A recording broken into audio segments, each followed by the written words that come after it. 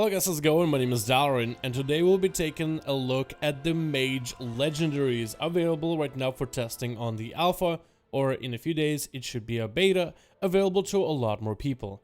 Not all the legendaries are available in the game, and there's no real list right now anywhere that tells you exactly which classes are available. You kind of just have to do the starting quest line at the beginning of MAGE in order to unlock legendary crafting. This takes a little bit of time, and I will try to get through as many classes as I can to see who has legendaries available, but we know for sure that MAGE has some available. So in this video I wanted to start with some of the legendaries that Blizzard is thinking of implementing for mages. This is the first look at the MAGE Legendaries. This is early alpha, so this is most likely going to change in the future. I want to go over how you craft legendaries, and then I even get to try all of them on train dummies to see what kind of radical and weird powers Blizzard wants us to play with. Right now in the alpha we have no idea how to get any of the materials to craft legendaries, so we have a vendor to help us do it. You have a bag that gives you a currency, which I guess will be the currency you might get from world quest, raiding, dungeons, maybe weekly activities, and maybe even doing in Torghast. Then there's recipes for you to learn, so before you can craft a legendary you need recipes. To craft a legendary you need to have a item slot for you to put into the crafting. Then, depending on the item of choice, you'll have a couple legendaries for you to pick. These are going to be also spec specific, so depending if you put in a chest or a cloak, you'll have different effects for you to pick from.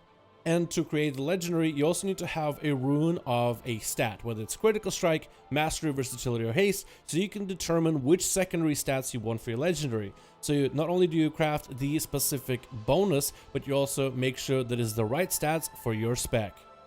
Now I tried to craft as many legendaries as I could, and there's a variety of different legendaries depending on the type of gear you have. There is a good chance that I might have missed a piece or two of specific legendaries that might be good for Frost, Arcane, or Fire. It gets a little bit confusing trying to plug in every single type of armor, from cloak to gloves to belt to bracer, and seeing for every one of the specs if you have unlocked every one of the unique new legendaries. But I'm letting you know there's a good chance that I might have missed one or two. That's just how many different combinations you have, at least for Arcane Mage, and when these combinations come out to websites like Wowhead, we'll have a little bit easier time parsing through all these different effects that we can equip. But let's take a look at some of these effects in action on training dummies and see if any of them look actually busted. We'll start with everything Frost has, move on to Arcane, then into Fire, and then take a look at some of the generic legendaries. We'll start with Frost just because there's so many cool little legendaries that are available right now in the alpha. We'll start with the cloak for Frost.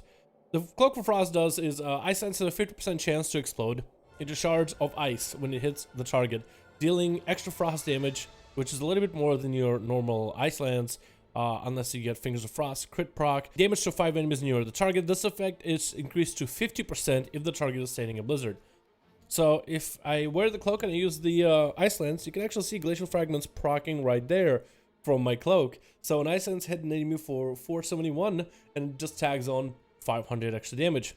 Now this is only a 15% chance, so it's not going to happen every single time. But when I do use Blizzard and I start spamming ice lances, you can totally see in the big trash bag that there might be a higher chance for glacial to proc. So it should be 50%. Yeah, so it should have a higher chance. I think could definitely see this being useful in, oh, when it crits it does quite a bit of damage too. I wonder if it benefits from, can you freeze a chain dummy? You can't really, can you? I was gonna say, I wonder if it benefits from shatter as well. Can it like do extra damage if you land a shatter? So let's say you get a bunch of enemies inside of a blizzard, and then get near them and nova them, and then start spamming ice lances while you have splitting ice, so you can have 2 lances going off. Then you have a bunch of these effects proccing over and over in AoE. This could be quite awesome. So it's going to be the cloak with the enchant for extra glacial bursting damage. What's it called? Glacial fragments damage from the cloak. Then you have the belt, which is also a interesting one. While Icy Veins is active, each frostbolt you cast reduces the cast time of your frostbolt by 5%, stacking up to 10 times. So essentially you could get your frostbolt to be 50% faster. So we're going to go for a big old Icy Veins and just start spamming frostbolts, and you'll see a buff building up here. Cast time of frostbolt is getting reduced with every single frostbolt you use. 0.7 second cast time. That's quite a lot. I mean, I'm just rapid firing a bunch of frostbolts. I don't know if that's actually going to be a build in the future. maybe that could definitely be insane for PvP in order to get your casts off a little faster as you're building up icicles. But yeah, that one seems quite an interesting legendary. Another legendary we have is going to be gloves, which I actually love this one. This seems overpowered, and if you're someone who's going to play Frost PvP, this one seems nuts. So while Frozen Orb is active, you gain Fingers of Frost every 2.5 seconds. While Frozen Orb is not active, each Frostbolt reduces cooldown of Frozen Orb by 2.5 seconds. This effect lasts for quite a while. It lasts 30 seconds, so here we go. We got another, what is it, another lance, every few seconds gives me a lance. I do think that maybe it gives me lances a little too quickly. It says every 2.5 seconds. So as you can see, I got Fingers of Frost. So imagine, and this effect continues after the Frozen Orb is gone. So imagine in PvP just getting constant lances like this.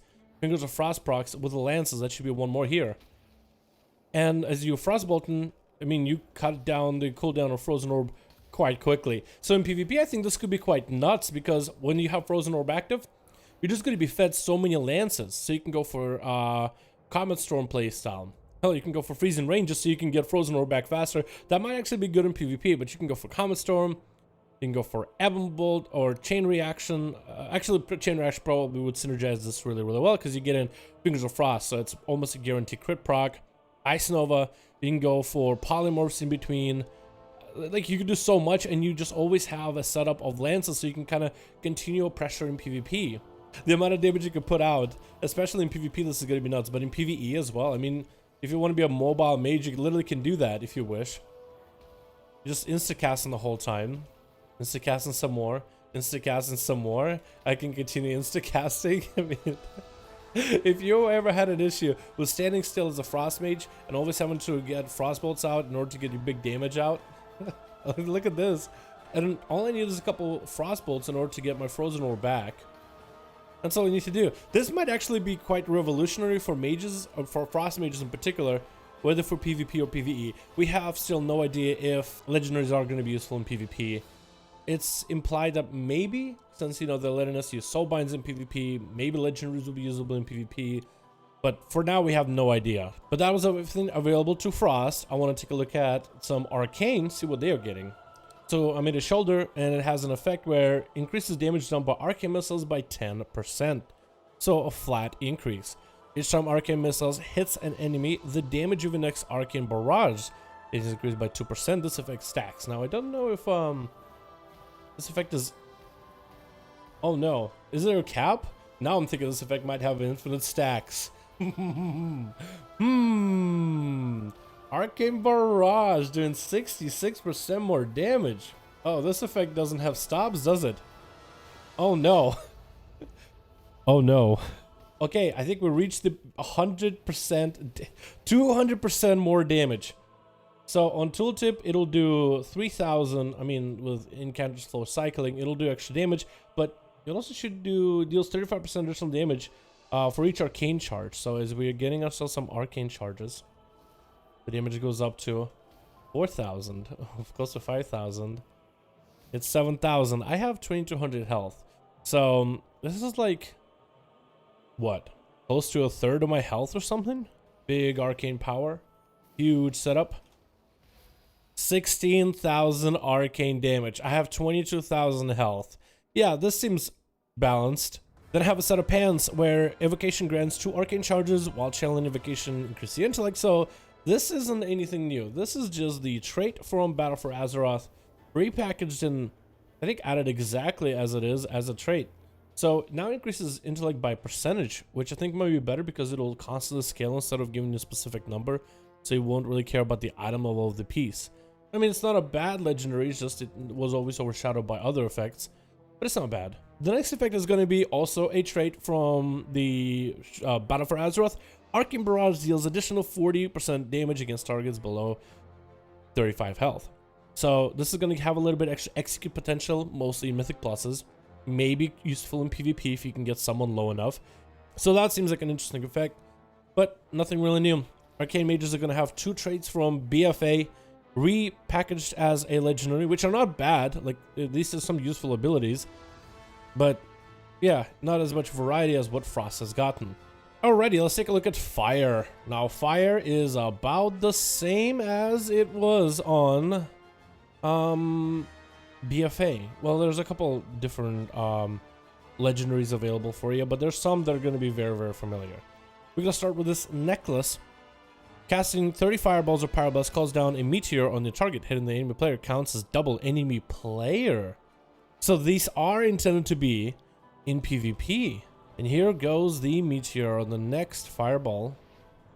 Oh, we just cast it on the enemy target. So if the enemy moves out of the way, it will still treat it like a meteor would. Interesting. Not a super crazy legendary, but I think it's definitely going to be one of the fun ones. I think in PvP this could be quite cool. Then we have a belt for fire. Each consecutive critical strike you deal increases critical strike damage you deal by 2%. But as long as you are critting, you do a little bit extra crit damage. Wait, does this have an infinite stack or is 5 stacks max? Oh, so 10% more crit damage. That seems quite strong. Not a bad legendary to add into the game. We got shoulders here. When hot streak activates, you have a low chance to cause all pyroblasts and flame strikes to have no cast time and have a guaranteed critical strike for 5 seconds. When hot streak activates. So hot streak is going to be heating up. Now that's hot streak. Okay, so I just got to get a proc from hot streak. Yeah, so this seems to have a very low. Oh, there it is. There it is. There it is. Pyroblast. Oh, flame strike. So that has a very low chance. I wonder what is the proc per minute type of thing on that ability. Oh, there it goes. There it goes.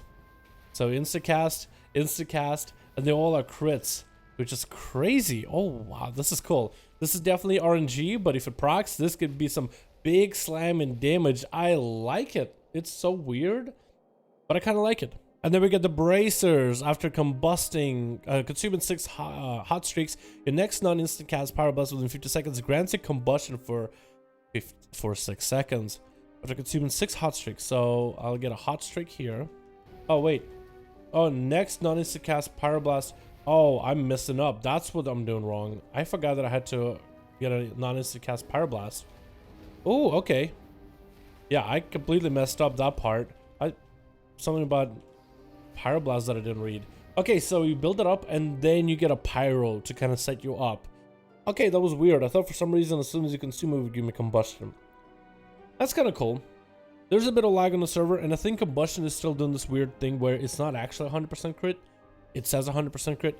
You pop it, but it doesn't actually give you 100% crit, even though it should. So like sometimes you'll fire blast and you won't get the procs. Like there, I should have gotten the proc, but I didn't because combustion is still a little awkward. Now we're gonna go back to Frost just so I can show you some of the non-spec specific legendaries available. We have some really cool ones.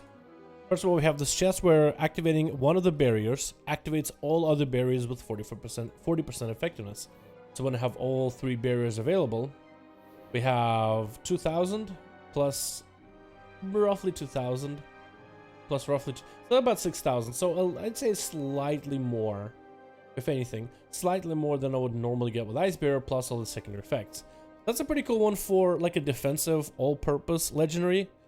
Definitely more of a generic that isn't going to impact your gameplay that much. So this one, casting a Frost, Fire, and Arcane spell within 10 seconds of each other increases your critical strike damage of all spells by 10%. This could be actually quite good in PvP because you can polymorph an enemy, Fire Blast an enemy, and then be Frostbolting as well.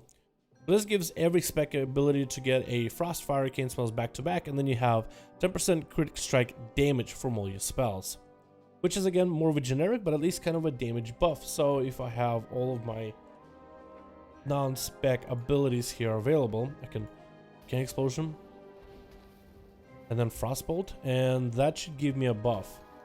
There it is. Crit strike damage increased by 10% for Frost with your Frost-based damage with Shatters. This is actually quite a nice buff. So does this have an internal cooldown every 30 seconds? So you would get an aura. This lasts for 10 seconds. So I guess it will be 10 seconds uptime of 10% damage. This is definitely not the worst. Plus, it also lets you play around with Arcane Explosion, Fire Blast, and Frost abilities.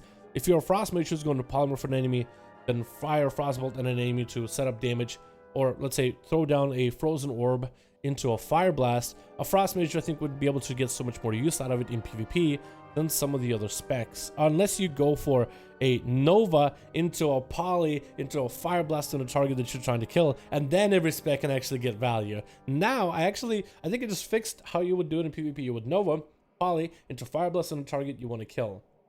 Then, Pop Combustion is Fire. Never mind, this is actually going to be useful for all 3 specs, so this is not bad at all. Another legendary we have is going to be in this hoodie, and this one is Frost and Fire and Arcane damage against enemies affected by Frozen Nova is increased by 10% and no longer breaks it.